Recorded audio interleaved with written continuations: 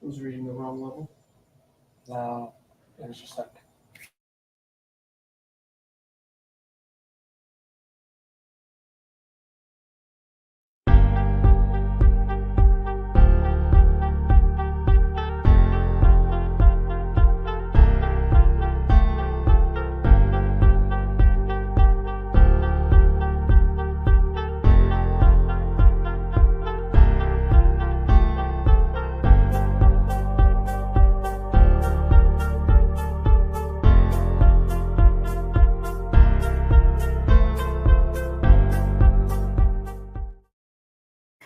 Hello, BDO family, and thank you once again for joining us today. We are still here at Charles Drew University, speaking with, again, the esteemed staff and faculty who will be discussing their role on campus, as well as some of the programs that they're involved in, and sharing some very insightful health information with all of you.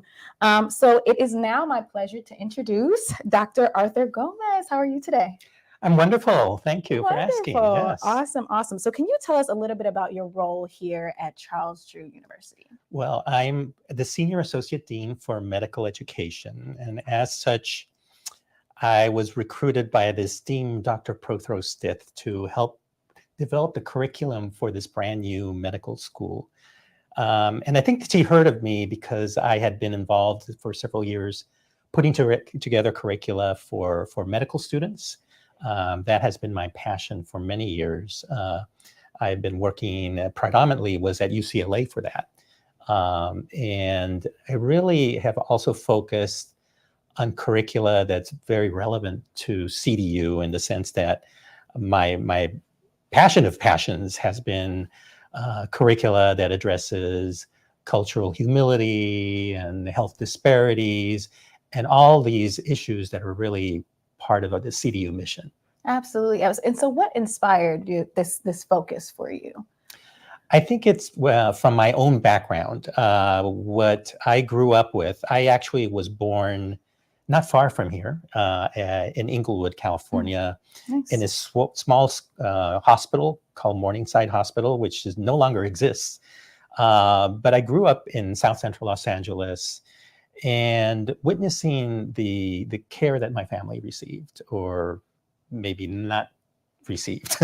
Part of it was my grandmother, who had diabetes since a young age, and just always being confused about the medication regimens she was put on, and never getting a really good explanation from the doctors. And so much so that she ended up not doing very well and ended up blind. And leaving behind her passion, which was she had a little restaurant in South Central Los Angeles. And because of all the time that my grandfather and her had to put into her care and backsliding in her medical processes and everything, they lost the restaurant. And I just remember seeing that as a young child. And just really vowing to kind of do something about it. And I think that's where it started from. And then over the years, as I did really love always thinking of being a doctor, also seeing similar stories in the type of patients that I saw working in emergency rooms. I went to UC Irvine undergraduate, so I worked at the UCI Medical Center as a undergrad student, and just seeing very similar stories in a lot of the patients there, using essentially the emergency medicine department as their primary care source, because they really didn't have access to good care. So I think all of those stories from my childhood and my upbringing really was what drove me towards that passion of trying to do something about Absolutely. the underserved. Absolutely. And thank you so much for sharing that story. Doctor-patient communication is extremely critical when it comes to healthcare, and it's definitely a struggle within a lot of the minority communities. So I guess I'm curious to ask, what are some of the best practices you'd recommend for both patients and physicians to kind of enhance that communication and understand, and in a way for them to have better medical encounters with each other? Well, I think it goes on both sides, both parties, both better training for the physicians I mean, a lot of the courses I've taught over the years has been how to communicate with patients. It's primarily how to listen Mhm. and how to address their needs and how to ask for a medical interpreter if needed, if there's a language barrier and so on. But it's also teaching patients how to be patients, how to advocate for themselves. Having come from family members who just passively say, well, that must be what it is, or the futility of, that's my lot. For example, my grandmother, maybe diabetes was my fate. We call this in the Latino community fatalismo, the belief in fate. And this is your fate. No, it isn't. You need to advocate for yourself, advocate for better care. And I think sometimes teaching patients how to ask questions, how to not just nod their heads in agreement, okay, even if you're not understanding what's being told to you, because it's not being explained either in your language or at your level of comprehension. Teaching them to ask, I didn't understand that. Can you repeat it for me again? Can you get me a piece of paper? Can you write it down? So both teaching patients how to be patients, teaching doctors how to teach patients to be patients. Those connections are things that I really have been working towards, and when we design curricula for medical students, for example. Yeah, absolutely. And one thing that we are really, really big on is helping turn our audience into super advocates, and how to ask those questions and giving them the information that they need, so that way they can be a part of the conversation when it comes to their health. It's not all on the doctor, it's on us as well. Yes, right? It is. Yeah. Absolutely. So in your experience, what are some of the common misconceptions or stereotypes that exist in healthcare, especially when it comes to interactions between healthcare providers and minority patients? And I know you said listening and things like that, but other things outside. Well, I think there's a lot of bias towards thinking that patients can't change, or that they don't want to change, or that they actually prefer not to care for their health. I think it's just having lowered expectations. I remember seeing that a lot in training when I later trained at Olive View Medical Center, which is a Los Angeles County hospital. And I remember having my primary care clinic and being the last one out, because I spoke the language and I was able to get deeper into the stories of why patients were struggling with their health and so on. And seeing that my colleagues that didn't speak Spanish get out so much earlier, and then thinking to myself, well, why am I taking so long? I used to have the same amount of patients. And I think it's the bias that people that don't know the culture, don't know the language have, and just being able to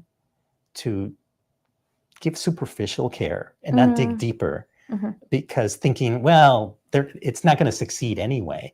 But if you take that extra time, patients will get better. Yeah, absolutely. Yeah. So being that, obviously you shared your story about your grandmother and, her losing her vision in the hospital, but being that you were one of those doctors who was staying later to make sure that you're listening, you're understanding, can you share some of your success stories that you've seen with having those conversations and actually understanding those patients? Have you had many success stories, or is it still? Yeah. I'm thinking of an elderly woman, grandmotherly woman, who reminded me of my grandmother, an elderly Cuban lady who I grew very fond of, both her and her daughter.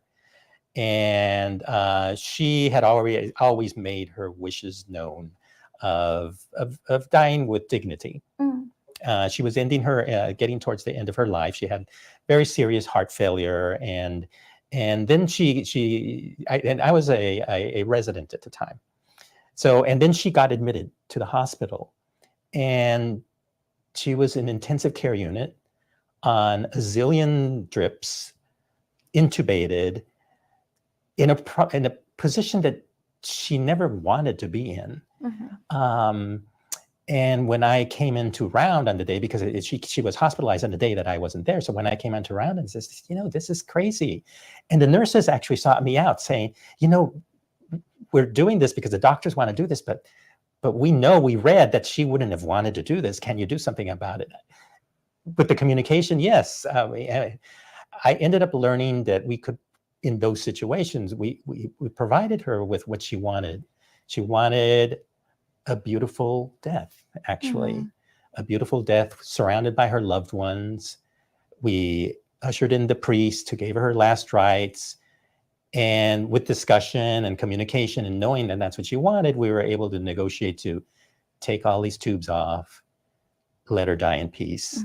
And I think that was, even though we're talking about a death, it was a good death, the death she wanted to have, the death she wanted to have control over how she went.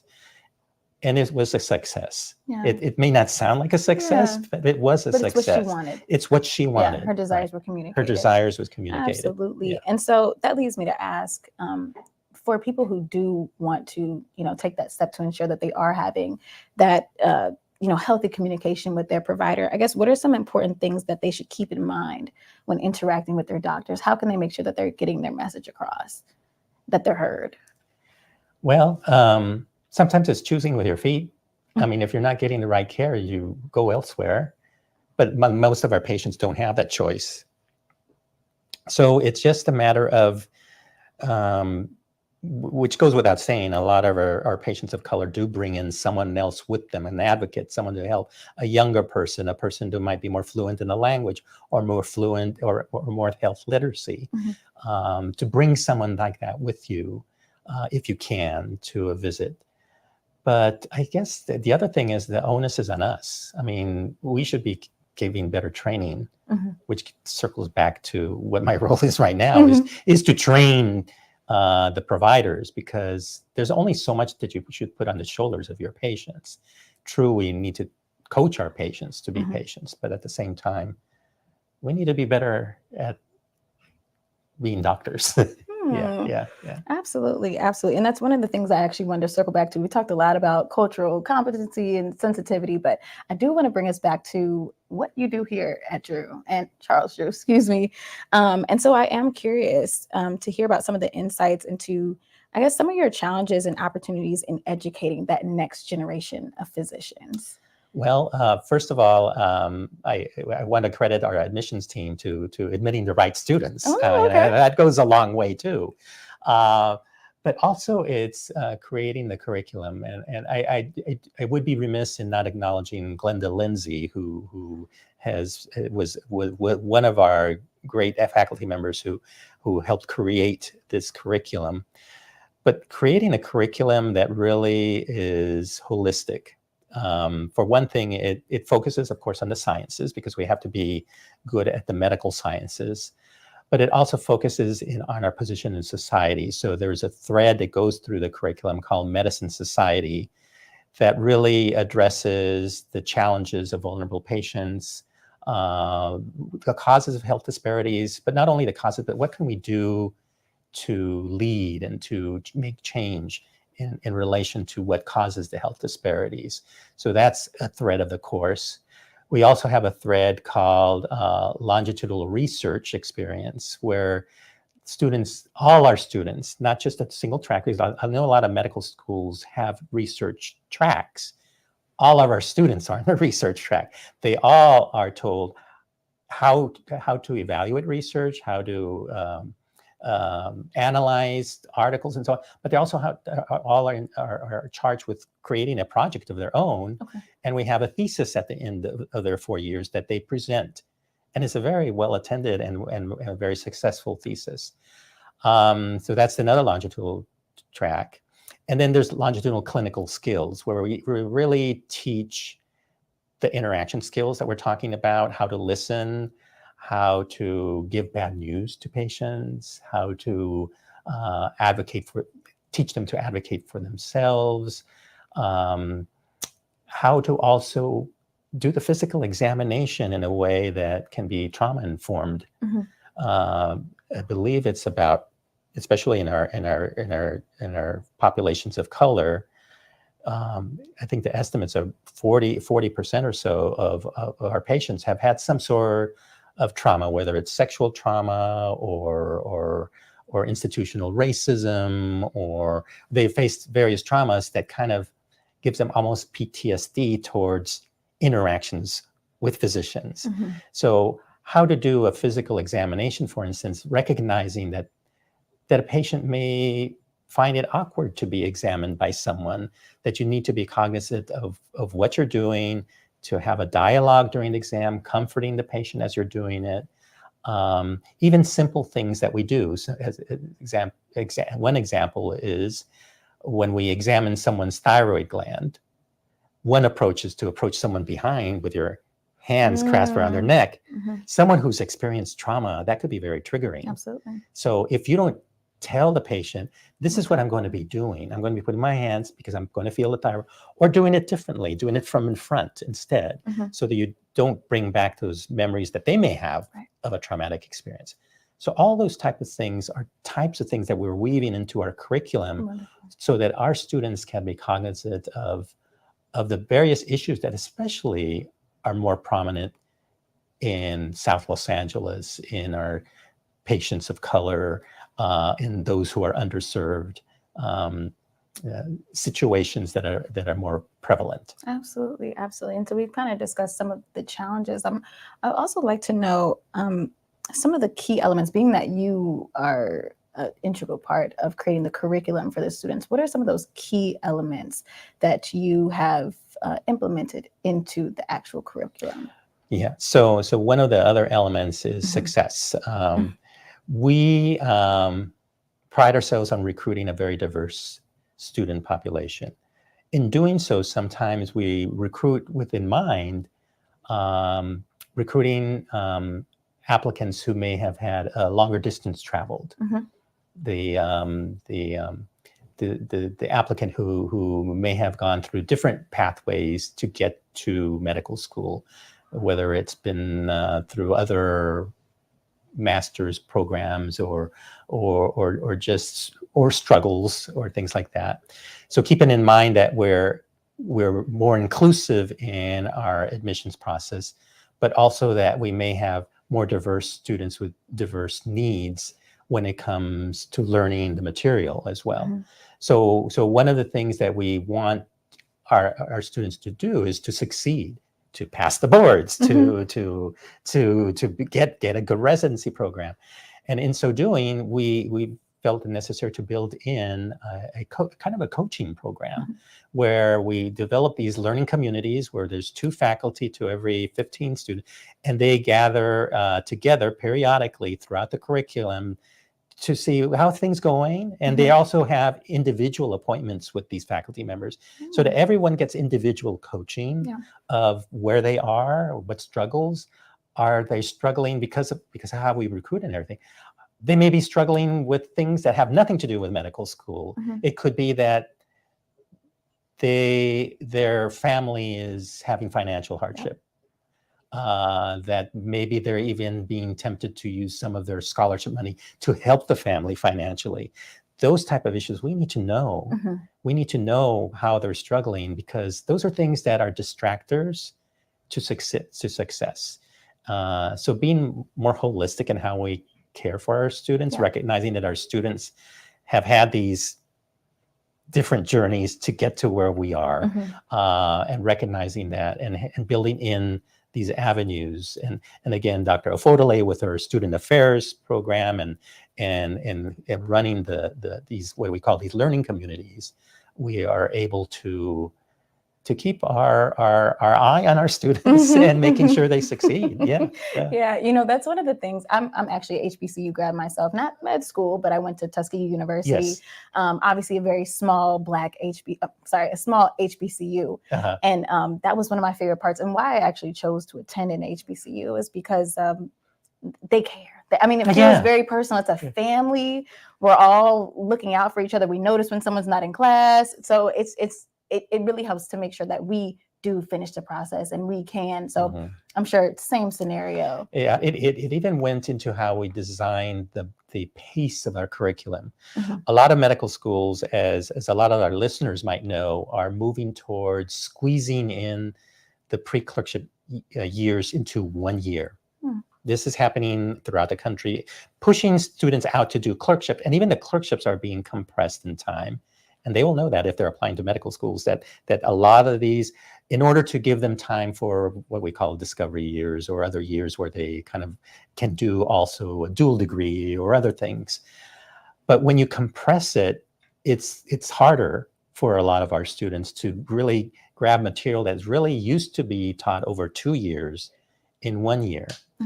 We went backwards on that trend where we didn't go all the way back to 2 years, but we went to 18 months. And the other thing that we did in our curriculum is a lot of the medical schools are skipping the basics and moving right into organ systems. We decided to keep the basics first, teaching anatomy, physiology, biochemistry, immunology, getting the students that background to be able to tackle in the organ systems. This curriculum designed intentionally to be more supportive of students. Nice. And to slow down that rat race that a lot of the schools are leaning towards, because recognizing both who we recruit, but also the fact that in my mind, I'm biased, of course, it's better teaching. Yeah. So, that's really cool that you guys have actually, like I said, catering the curriculum to the students and their specific needs, I think is super, super important. And then as we were talking earlier, you mentioned you are a part of the remediation programming here, right? And making sure that the students, so I guess I'm wondering, so when you do notice a student is falling behind, even though we do have this tailored curriculum to help make sure that they do, succeed, what does that process look like when you notice someone is falling behind, when you notice that they are dealing with other struggles? How do you get involved? Well, to be perfectly honest, we're only in our second month of our first inaugural class, so no one has fallen behind yet. Well, that's good. That shows success. But we have plans when someone does. If Wonderful. maybe they never will. Right.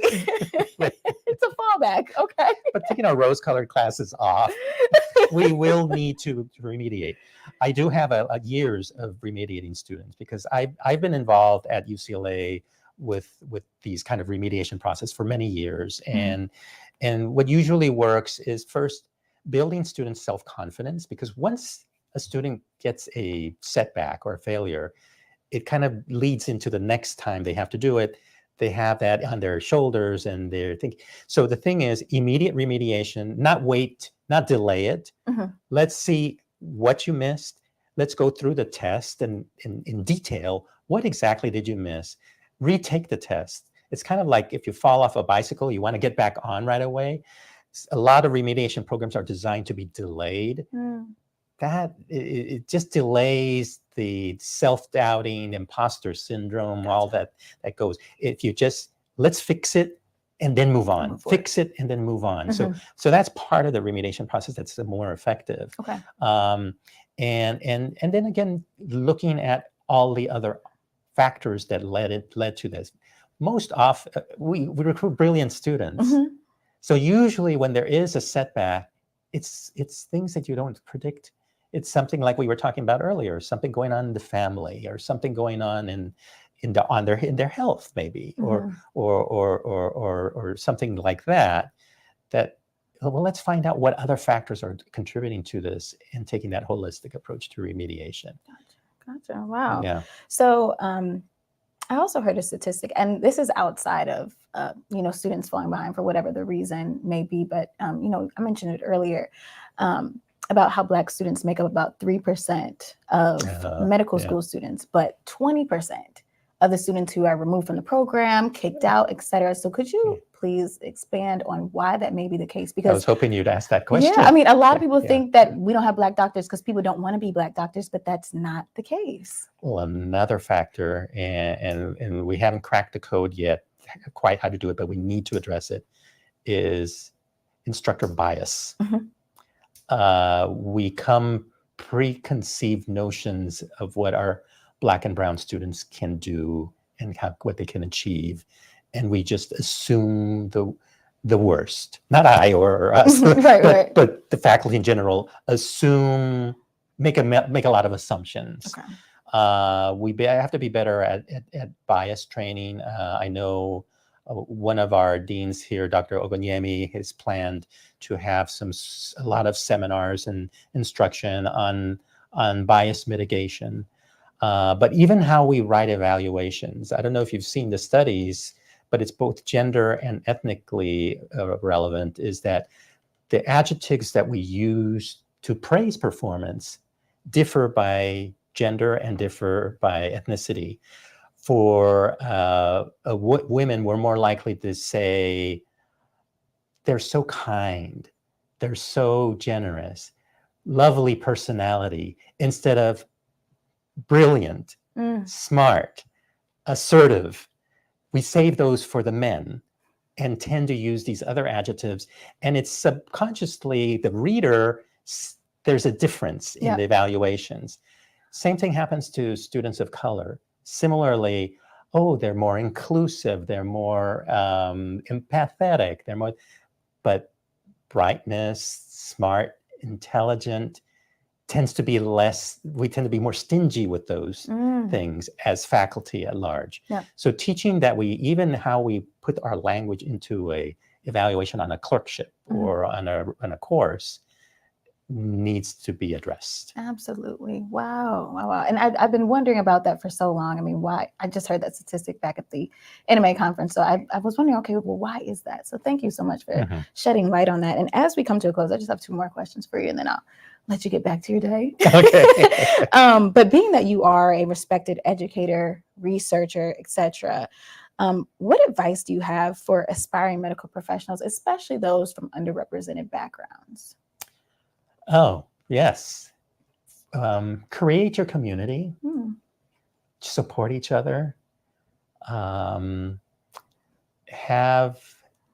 also kind of similar to what we were talking about our patients, that we need to teach our patients to be patients.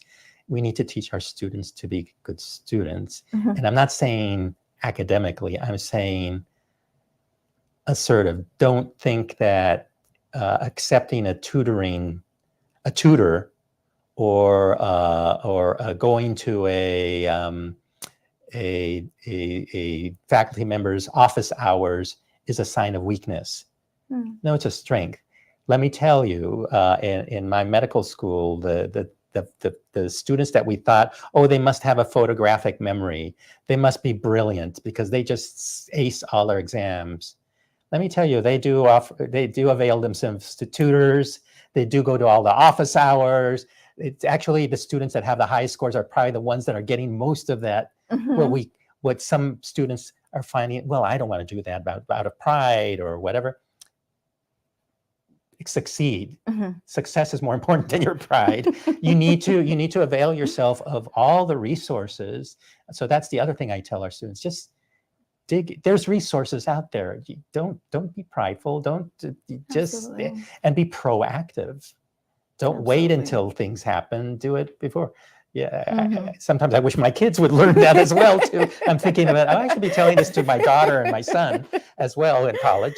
But certainly be proactive. Be proactive and build your support system. Absolutely. Don't be isolated. Don't be on your own. Wonderful, wonderful. And last thing, going back to our health disparities conversation, looking forward, what do you believe are some of the most pressing challenges in the ongoing effort to reduce health disparities?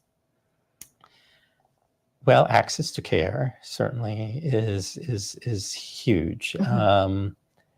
We finally have a school in South Los Angeles, and I believe the estimates is that we have 3-4 million inhabitants in South Los Angeles. I mean, in one medical school. Boston, who has a population less than 1 million, I think, or 1 million, and they have like 4 or 5 medical schools.